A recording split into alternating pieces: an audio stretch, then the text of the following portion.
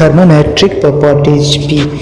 तो इसका मतलब ये है कि आप थर्मामीटर जो घर में यूज करते होंगे, जैसे कि मरकरी वाला थर्मामीटर आप यूज करते होंगे, या फिर कोई भी जो नॉर्मल थर्मामीटर से आजकल लॉकडाउन में आप देख रहे हो कि लेजर वाला थर्मामीटर यूज़ किया जाता है। तो अलग अलग थर्मोमीटर बनाया जाता है, उसमें किसी भी न किसी प्रॉपर्टी को कांस्टेंट रखा जाता है, जैसे कि प्रेशर, वॉल्यूम। किसी में प्रेशर कांस्टेंट रहता है, किसी में वॉल्यूम कांस्टेंट रहता है, किसी में लेंथ को कांस्टेंट लेते हैं। सबसे पहले इसकी डेफिनेशन देखते हैं थर्मोमेट्रिक प्रॉपर्टीज की।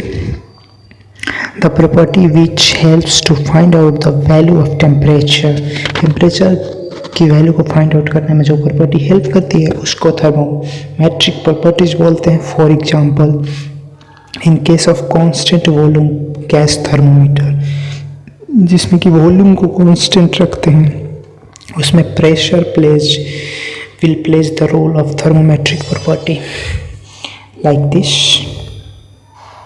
अगर इस थर्मोमीटर में volume constant P is equal to MRT, that means that volume is constant P is equal to MR/V into T, और that means that this particular term is constant, so T is proportional to P, that means that T is function of pressure।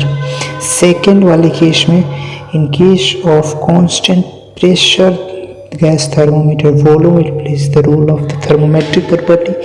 We have to see there, here pressure is constant, and we know that PV is equal to MRT and V is equal to MR/P into T, और this particular ये constant हो जाएगा MR/P, तो T is directly proportional to P और T is the function of V।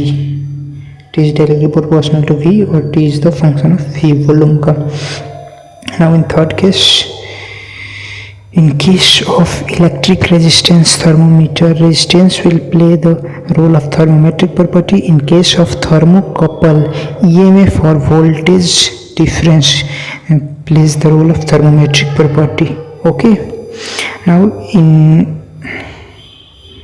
ordinary thermometer, जो कि generally हम use करते हैं, in case of ordinary thermometer, length which play the role of thermometric property. लेकिन कभी कभी जो MCQ होते हैं उसमें लेंथ दिया ही नहीं रहता, ऑर्डिनरी थर्मोमीटर का पूछा रहता है, दिया रहता है वॉल्यूम, प्रेशर